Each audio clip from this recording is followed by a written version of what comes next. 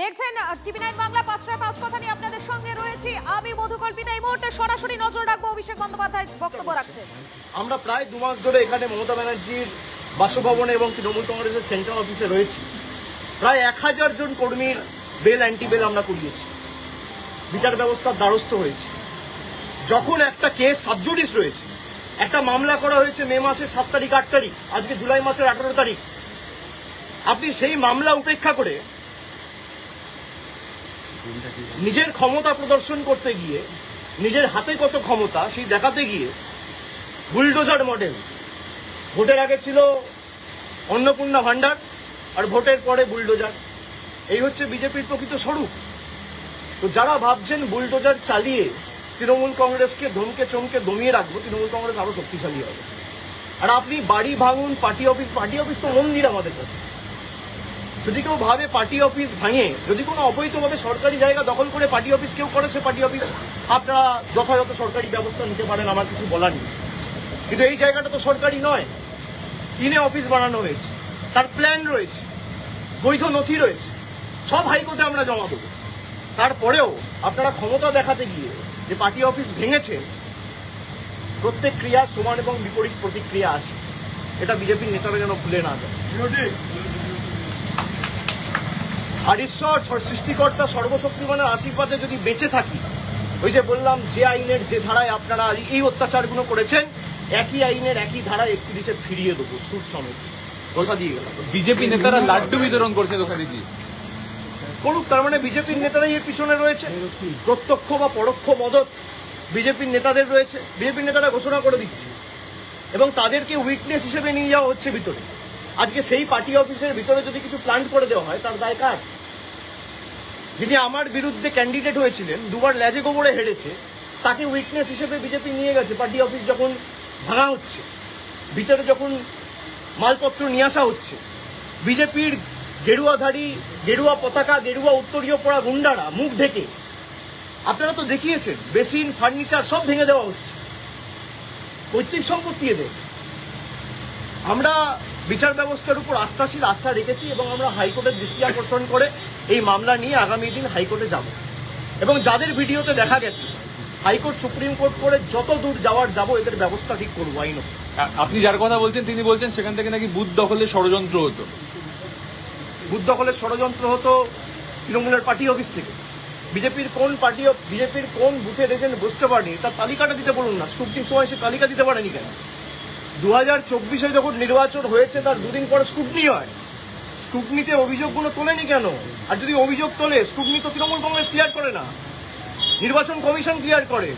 Returning officer Trinamool Congress, রাজ্য সরকার তৃণমূল সরকার appoint করে না, জাতীয় নির্বাচন কমিশন অ্যাপয়েন্ট করে। তাহলে তারা করতে পারেনি কেন? জিজ্ঞেস করুন। নাচতে না জানলে উঠোন বেকা। 14-য় দাঁড়িয়েছিল গোহারা হেরেছে, 24-এ দাঁড়িয়েছিল গোহারা হেরেছে। প্রতিহিংসার রাজনীতি। গোহারা হেরেছে বলে আজকে প্রতিশোধ নিতে নেমেছে। এর বিচার মানুষ করবে, চিন্তা করার কারণ নেই। আমার মানুষের উপর ভরসা, আস্থা রয়েছে। আর বাকি যদি কোনো প্রশ্ন থাকে কুণাল ঘোষ আছে।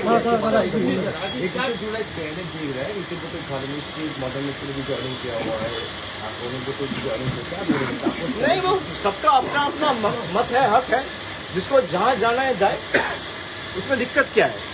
लेकिन एक ईडी समन आते ही अगर आप चले जाओगे तो ये साफ है कि आप लड़ना नहीं चाहते हो, आप डरते हो, और डरते हो तभी झुकते हो।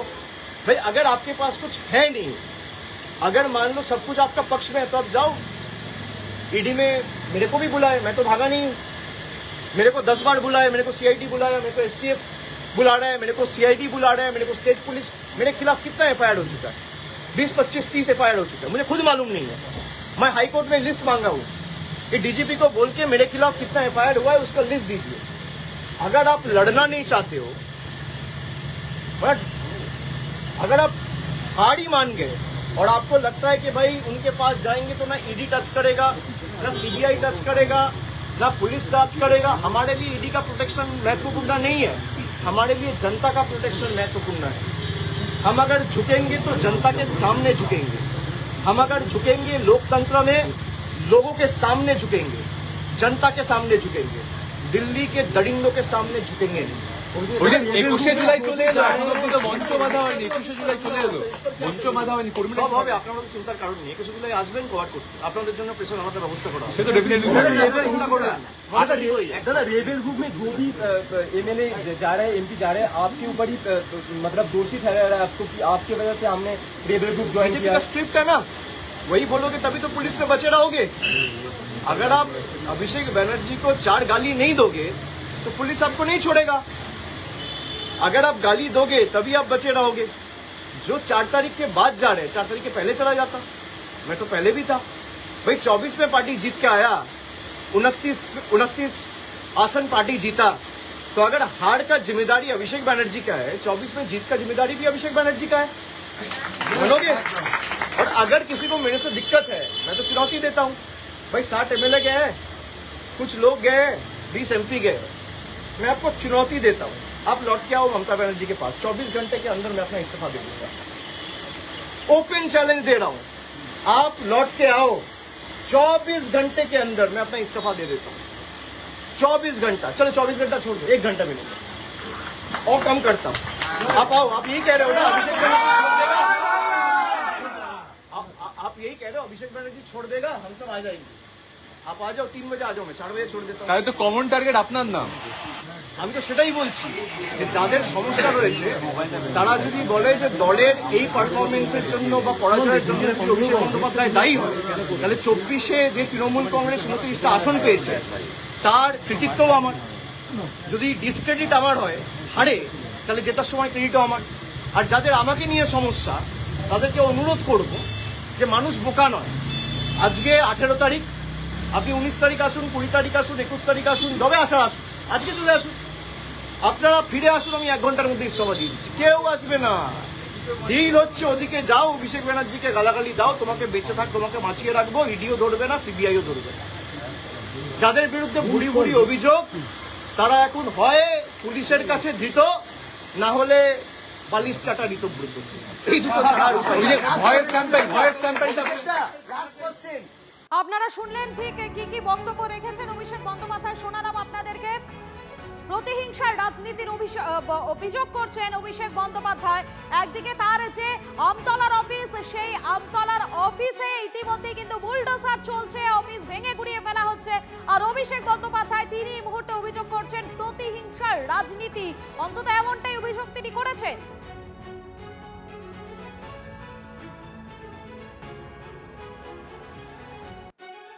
এর পাশাপাশি আজ অভিষেক বন্দ্যোপাধ্যায় আজ যারা দল বদল করছেন, অর্থাৎ কালীঘাট তৃণমূল থেকে যারা ঋতব্রতপন্থী হচ্ছেন তাদের উদ্দেশ্য তিনি বার্তা দিয়েছেন, তাদের উদ্দেশ্যে একগুচ্ছ বার্তা তিনি আজকে দিয়েছেন। এবং আজকে তিনি যে মূলত অভিযোগগুলো করলেন যে প্রতিহিংসার একটা রাজনীতি চলছে, অন্তত এমনটাই তিনি অভিযোগ করছেন। একদিকে যখন আমতলাতে তার অফিস ভাঙচুর করা হচ্ছে, ঠিক তখনই এই অভিযোগ করলেন অভিষেক বন্দ্যোপাধ্যায়। এর পাশাপাশি তিনি মনে করিয়ে দিচ্ছেন যে প্রত্যেক ক্রিয়ারই সমান এবং বিপরীত প্রতিক্রিয়া রয়েছে, সেই বিষয়টাকে তিনি কিন্তু বারবার মনে করাচ্ছেন। একটা বিষয় মাথায় রাখতে হবে, এই যে আমতলা পার্টি অফিস সেটা অবৈধ, এই অভিযোগ বারবার উঠে আসছে, যদিও সেই অভিযোগ মানতে নারাজ অভিষেক বন্দ্যোপাধ্যায়। এত কিছুর পরেও যখন তার পার্টি অফিস ভেঙে গুড়িয়ে ফেলা হচ্ছে, তখনও তিনি বড় গলায়, জোর গলায় বলছেন যে প্রতিহিংসার রাজনীতি নাকি চলছে। এর পাশাপাশি যারা দল বদল করেছেন, যারা কালীঘাটপন্থী থেকে ঋতব্রতপন্থী হয়েছেন, তাদের উদ্দেশ্যেও তিনি বার্তা দিয়েছেন, তাদের উদ্দেশ্যেও তিনি আজ বক্তব্য রেখেছিলেন।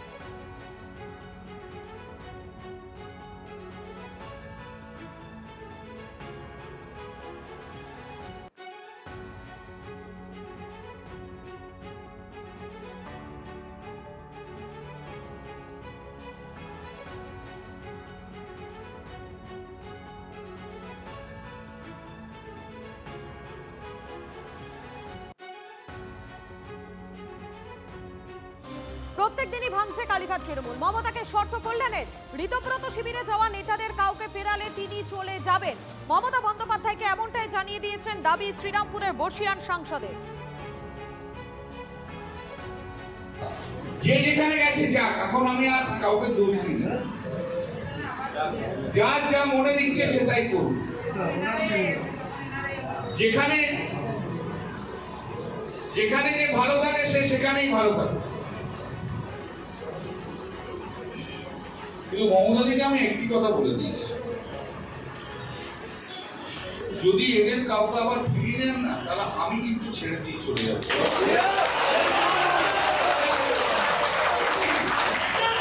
আমি থাকবো না, আমি পাবলিকলি বলবো যে এই লোকগুলো যদি ফিরিয়ে দিয়েছেন আপনি, আমি আপনার সঙ্গে থাকবো।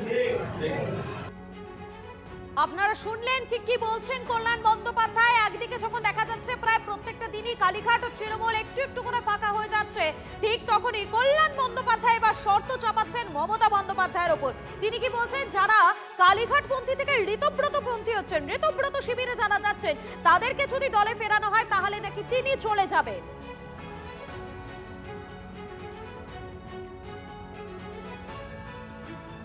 ঋতব্রত তৃণমূলপন্থী কোহিনুর মজুমদার এই মুহূর্তে আমাদের সঙ্গে রয়েছেন। কোহিনুর, একটা বিষয়, কল্যাণ বন্দ্যোপাধ্যায় তিনি আজ সরাসরি মমতা বন্দ্যোপাধ্যায়কে শর্ত দিচ্ছেন। তিনি বলছেন ঋতব্রত শিবিরে যারা যাচ্ছেন তাদেরকে যদি ফেরানো হয় তাহলে নাকি তিনি কালীঘাট তৃণমূলটা ছেড়ে দেবেন। প্রথমত হচ্ছে বলি, ঋতব্রত শিবির বলে আলাদা করে কোনো শিবির নেই। এক, এটা সর্বভারতীয় তৃণমূল কংগ্রেস। আর 2 নম্বর হচ্ছে মমতা বন্দ্যোপাধ্যায়ের, কল্যাণ বন্দ্যোপাধ্যায় যে মমতা বন্দ্যোপাধ্যায়ের দিকে কতদিন থাকবেন এটাই এখনো পর্যন্ত শিওর বা তার কোনো বিশ্বাসযোগ্যতা নেই। তো সেক্ষেত্রে দাঁড়িয়ে উনি এখন থেকেই রাস্তা তৈরি করছেন যদি উনি বেরিয়ে যেতে পারেন।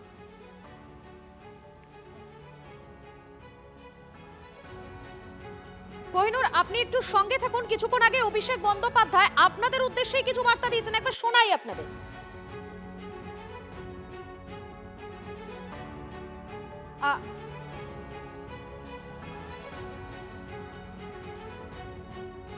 আপনাদেরকে আরো একবার জানাই, কিছুক্ষণ আগে অভিষেক বন্দ্যোপাধ্যায় তিনি চ্যালেঞ্জ জানিয়েছেন। আমি কোহিনুরের কাছে আরো একবার যেতে চাইবো। কোহিনুর, কিছুক্ষণ আগে অভিষেক বন্দ্যোপাধ্যায় তিনি আজ বক্তব্য রেখেছেন, দীর্ঘদিন বাদে তিনি বক্তব্য রাখলেন এবং তিনি বলছেন আপনারা যারা চলে যাচ্ছেন তাদেরকে জিতে আসার একটা সরাসরি চ্যালেঞ্জ ছুড়ছেন অভিষেক বন্দ্যোপাধ্যায়।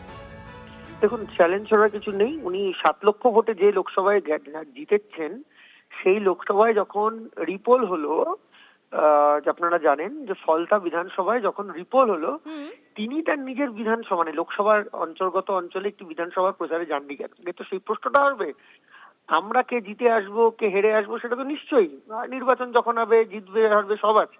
কিন্তু যেখানে উনি লোকসভায় টেবিল চাপড়ে বলেছেন 7 লক্ষ ভোটে জিতেছেন, সেখানে 4 তারিখের পর যখন একটা বিধানসভা ভোট হয়েছে সেখানে তিনি যাইতে পারেননি কেন? তিনি তো হাঁটা পথ 70 মিটার, অভিষেক হার্ডওয়্যার থেকে কালীঘাটে দিদিমণির বাড়ি, সেটাও 3টে গাড়ি করে যান, সেটাও হেঁটে ঘুরে বেড়ানোর সাহস নেই। উনি আবার অন্য কাউকে চ্যালেঞ্জ কেন ছুটছেন? অযথা কেন কাদায় ঢিল মারছেন আমি বুঝতে পারছি না। ধন্যবাদ আপনাকে।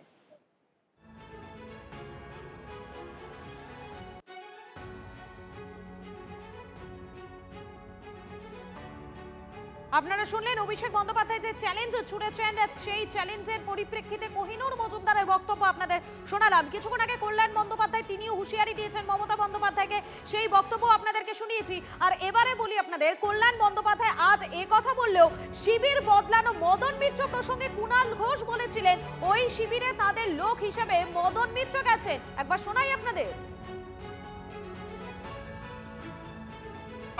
শারীরিকভাবে ফিজিক্যালি হয়তো ওইদিকে গেছেন, কিন্তু মদনদাও বিশ্বাস করেন রেপিস্টকে। মদনদার মন অন্যদিকে পড়ে আছে। কাপুরুষের মতো ইডি দিয়ে বৌদি আর ছেলেদেরকে নোটিশ দিয়েছে। ফলে আমরা চাই মদনদা ভালো থাকুক, 2-4 দিন যা মন চায় প্রাণ চায় বলুক। আমরা এটুকু জেনে রাখছি, আমাদের ভেতরের একটা লোক ওদের মধ্যে রইল। আমি চাই শোভনদা আগামী 10 বছর বিরোধী আসনে বসুক। এটা কি বললি? ঠিক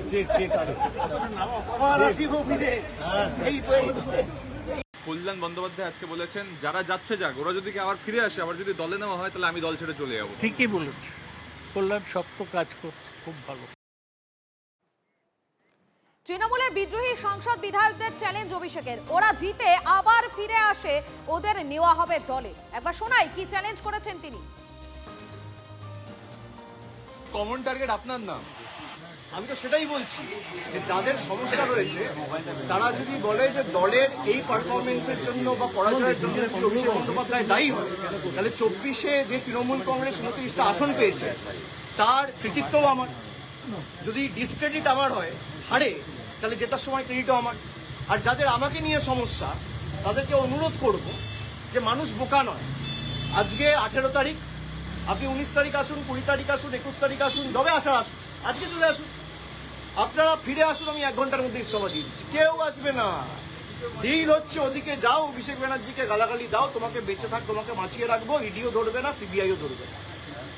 যাদের বিরুদ্ধে ভুড়ি ভুড়ি অভিযোগ, তারা এখন হয় পুলিশের কাছে ধৃত, না হলে বালিশ চাটা ঋতব্রত।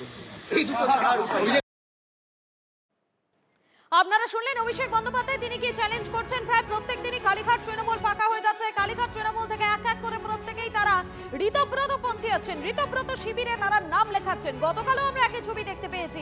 আর আজ অভিষেক বন্দ্যোপাধ্যায় তিনি সরাসরি চ্যালেঞ্জ করছেন যারা এই দল বদলে চলে যাচ্ছেন। তারা কি বলছেন?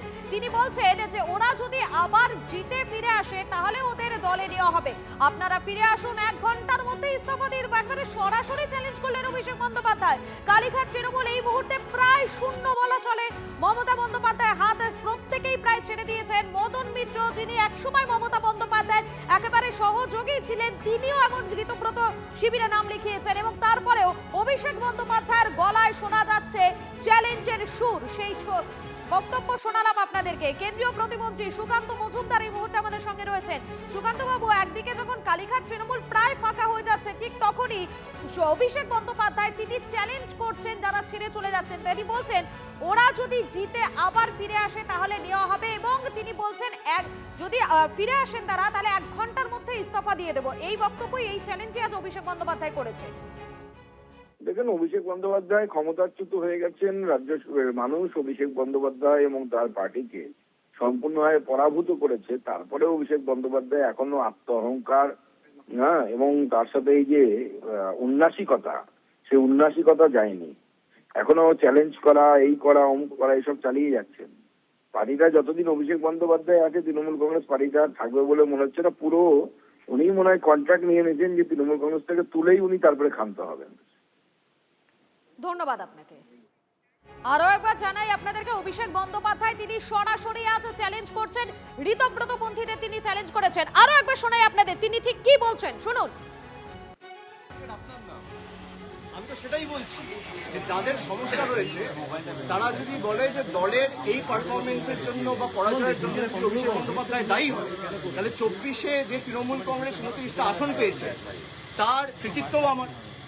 যদি ডিসক্রেডিট আমার হয়, হারে, তাহলে জেতার সময় ক্রেডিটও আমার।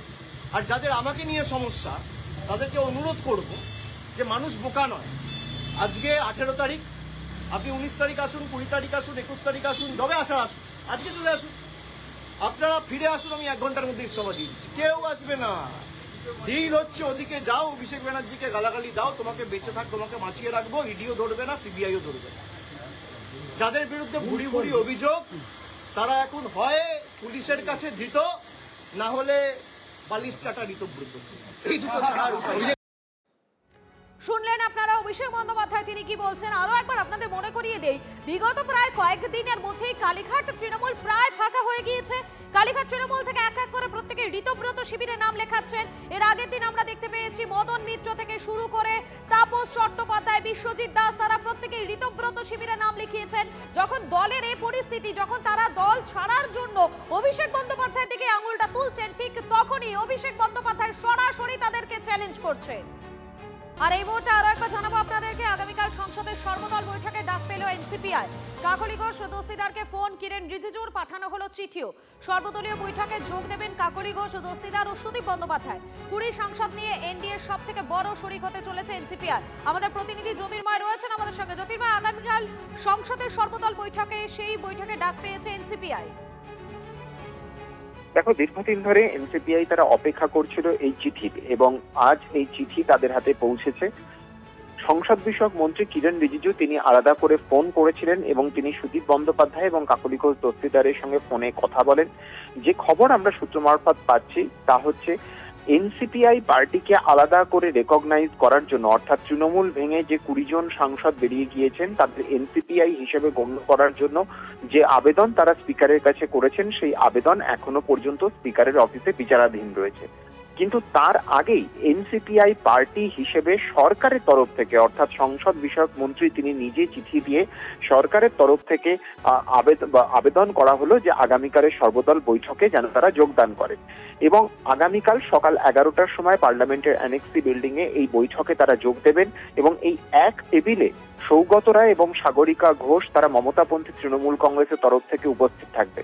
অপরদিক থেকে যেদিকে আমাদের নজর থাকছে তা হচ্ছে 20শে জুলাই যখন পার্লামেন্টের সেশন শুরু হবে সেই সময় এই এনসিপিআই কে রিকগনিশনের ব্যাপারে স্পিকার কোনো সিদ্ধান্ত জানান কিনা আমাদের নজর সেদিকে থাকবে, কারণ এখনো পর্যন্ত লোকসভার ওয়েবসাইট অনুযায়ী এই 20 জন সাংসদরা তৃণমূলেরই সাংসদ এবং তাদের আসন পরিবর্তন করারও আবেদন জানানো হয়েছে, যে আবেদন নিয়ে এখনো পর্যন্ত স্পিকার সিদ্ধান্ত জানাননি। ধন্যবাদ। এরা তো অর্ধেক বিজেপি হয়েই আছে, নিজেদের মাথা এবং আত্মা দুই বিক্রি করে দিয়েছে।